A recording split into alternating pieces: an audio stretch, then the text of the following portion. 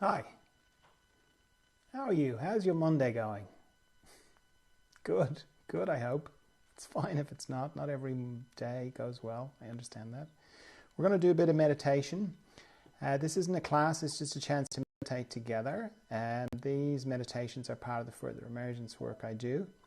If you're curious about further emergence, I'll explain a little bit about it at the end. So if you're an experienced meditator, that's brilliant, but can you hang on though while I do explain what I do for the benefit of people who are new to meditation. Sorry, just reorganizing myself a little bit here, I hope. Now, there's lots of different types of meditation. For me, it starts with why I would meditate. Sorry, I'm just getting distracted by Instagram. I think I went the wrong way. I think I'm this way, maybe. Yeah, lots of different types of meditation. This is what I do. For me, it starts with why I would meditate. I'm trying to connect to a part of me that I connect to every night when I go to sleep. Not the dreaming bit, the bit after dreaming. So I'm sort of dreaming and then I drop out the bottom of dreaming into deep dreamless sleep, where I have no thoughts, no memories, no emotions, no personality. I don't really have a body. I don't have a bed, really, or a bedroom, or a house, or anything. I'm just, I don't even have me, because I sort of cease to exist, certainly in the way that I normally register my existence. Which, when you add all that up, that sounds awful, doesn't it? That sounds like death. Yet, I love going to sleep. And when I wake up in the morning, I feel refreshed. So some part of me knows that wherever I go to, it's a good place. And that's where I want to go to when I meditate. I just want to do it consciously. So straight away, if you're new to meditation, don't try this lying down, because there's a good chance you'll fall asleep, or if you don't fall asleep, you'll battle sleep, both of which are kind of counter to what you're trying to do. So I'd encourage you to sit up. You don't have to sit in a lotus position or anything like that. I'm just sitting in a chair. Unless you're comfortable in a lotus position, in which case, go for your life. But a chair is fine. Just make sure it's not a big, comfortable, too comfortable armchair that you might fall asleep in. So a slightly uncomfortable chair. So as I said, there's no thoughts in this deep, dreamless sleep place that I want to go to. It's like a place that my mind just can't get to. It's like a room that I go into and my mind has to wait outside the door. So from my mind's point of view, this is boring as. It's no fun. So I have to get my mind on board for the whole thing, or it will keep knocking at the door, or will keep trying to come in, even though it can't. Having your mind on board is really important. Step. Now, if this is the first time you've ever meditated, your mind will be on board, because minds like new things, and this will be a new, fun, interesting thing. Having your mind on board only really becomes an issue when you are trying to, meditate long-term, trying to have a long-term meditation practice. That's when it can get tricky. So I'm not going to go into that too much now, but I can answer questions on it later if you have them, even though I can't see that.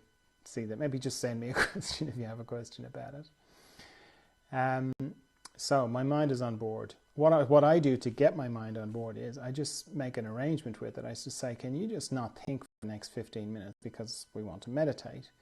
And at this stage, I've meditated so often that my mind is like, yeah, fine, okay, we can do that. It's only 15 minutes, not the end of the world.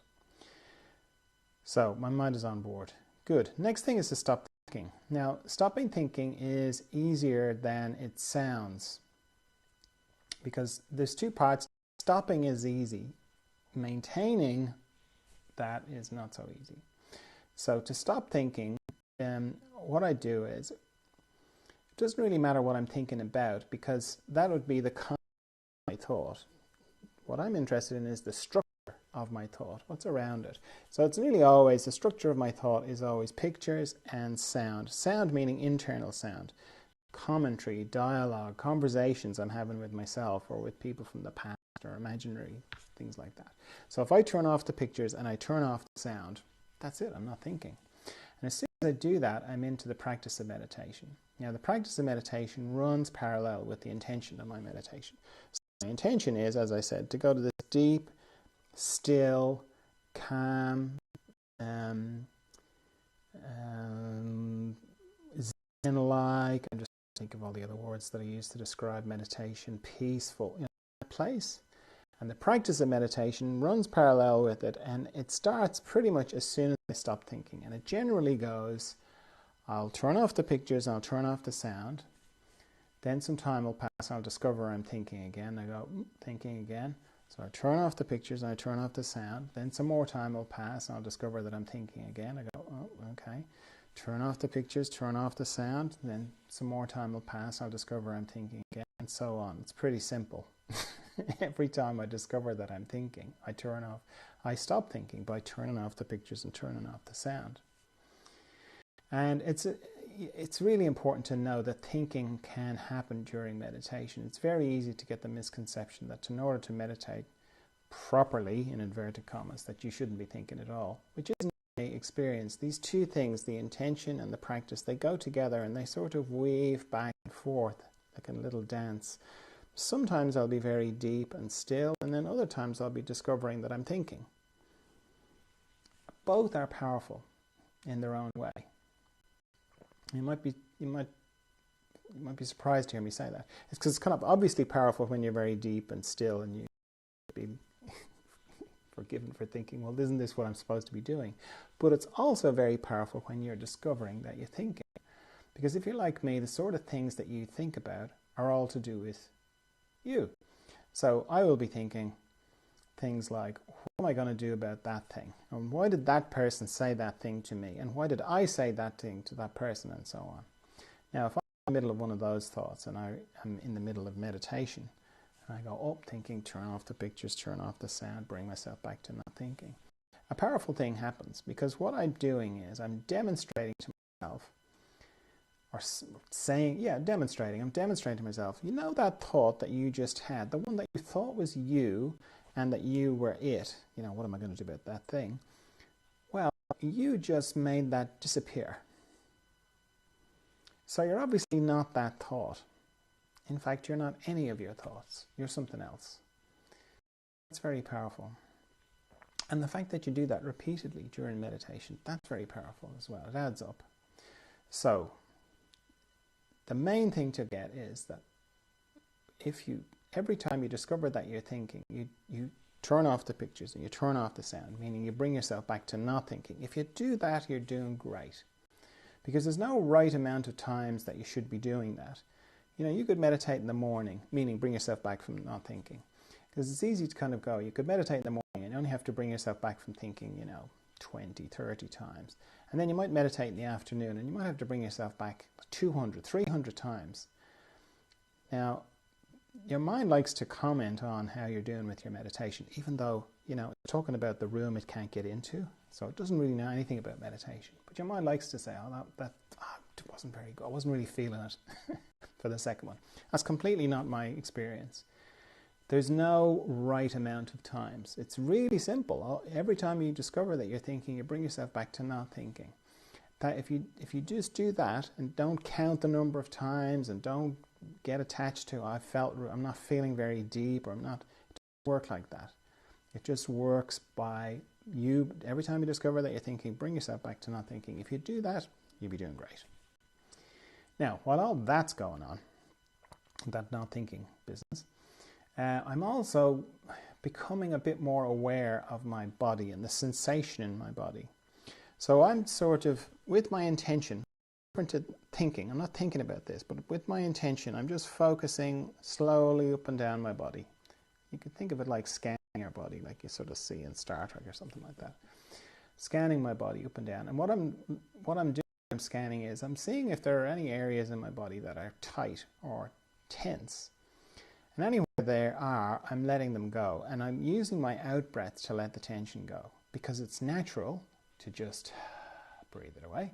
But then it's also a good way to put a bit more attention on my breathing, because it's quite easy to hold your breath during meditation.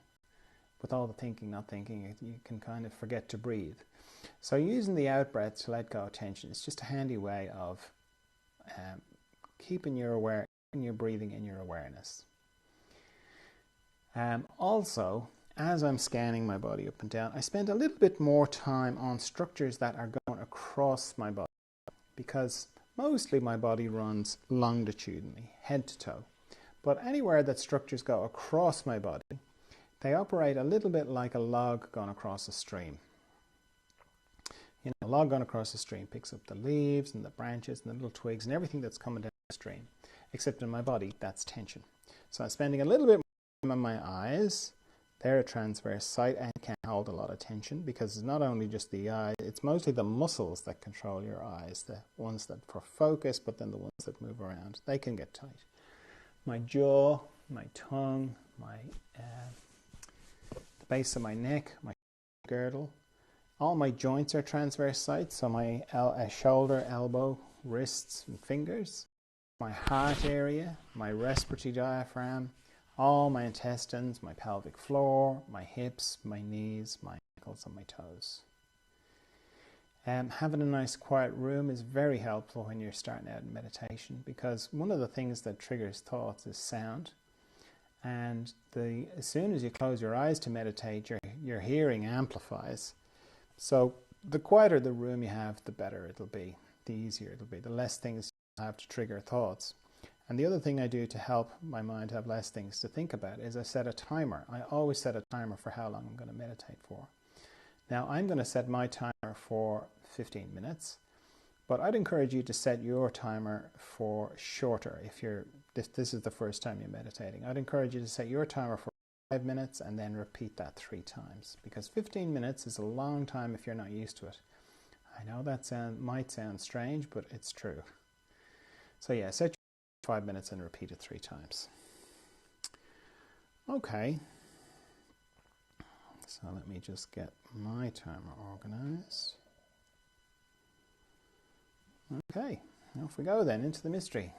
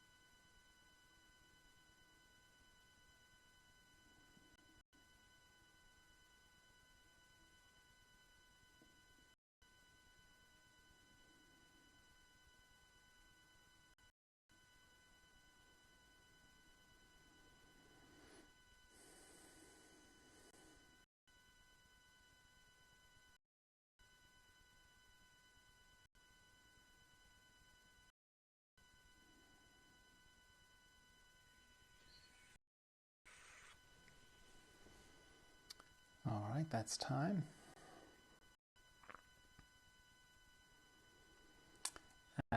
So as I said, I said I'd talk a little bit about further emergence at the beginning. Further emergence is to do with growth, inner growth, growth in consciousness, growth in awareness. You could call it spiritual growth. Your body stops growing when you become an adult, but you keep growing on the inside. That doesn't stop. That continues for your whole life. You only have to think about who you were 5 years ago, 10 years ago. You can see that you keep growing. And just like you were a kid, you might have gone through periods of accelerated growth. You know, they're called growth spurts. You go through the same on the inside. They just look different. Because when you were a kid and you were going through a growth spurt and you had growing pains and you went there and said, oh, my shins are killing me or whatever, they wouldn't have rushed you to hospital or they wouldn't have brought you to the doctor. They would have just said, oh yeah, that's terrible, but it's natural. It's just growing pains. It'll pass. It's much harder to know that when you're going through an inner growth spurt. You know, when you're 45 or 35 or 65, there's a much bigger space to feel like, no, this isn't natural. There's something wrong. I'm broken in some way. Because it can manifest in lots of different ways, an inner growth spurt. And all of them can be very confusing and very disorienting, and you can feel like you're like almost overnight, you can feel like you don't really fit in your life anymore, and you don't really understand everyone, you don't really get anyone anymore, no one seems to get you. It can manifest as physical. You can have physical symptoms that just put your life on hold or make you feel very strange, and all sorts of other things. So the main kind of focus with further emergence is on inner growth and supporting inner growth, and then specifically when that growth speeds up in these inner growth spurts that I've been talking about. The meditations are part of that support, because the more familiar you are with your inner space, the easier it is to navigate these inner growth spurts. And meditation, anything else I've ever done, it really helps to expedite the whole process and just make it as painless as possible. That doesn't mean it's not painful, but it's still painful. Can be painful. Meditation is important. Then there's a retreat. There's a retreat at the end of every month, last Saturday of every month. And that's kind of a half-day affair comprised of deeper kind of meditation or longer meditation. There's 3 longish meditations, and then there's questions and talking and interacting. And that's great for helping with that feeling of, it's just me. No one understands. It's just what I'm going through. Because you hear other people talking, you go, oh, okay, I'm not on my own. There are other people going through something similar. So they're great.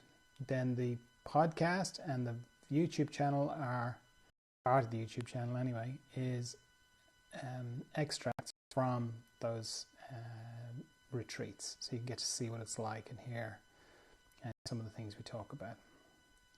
I also work with people one-to-one.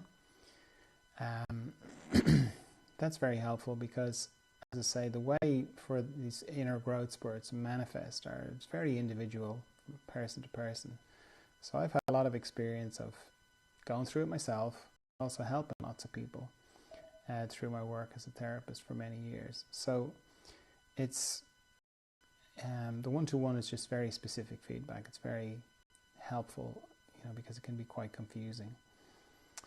Then there's books. I've written 4 books, all roughly around the subject of further emergence, different aspects, health, the spiritual side of it, the existential side of it. So they're all there as well. So if you're still with me, if you've watched all the way to the end, then maybe some part of you is going, yeah, there's something to this. There's something to this. I don't know what, but there's something to it. Then let that part of you just tell you what the next thing for you to do is, whether that's to read a book, come to a meditation, or come to a retreat, get in touch for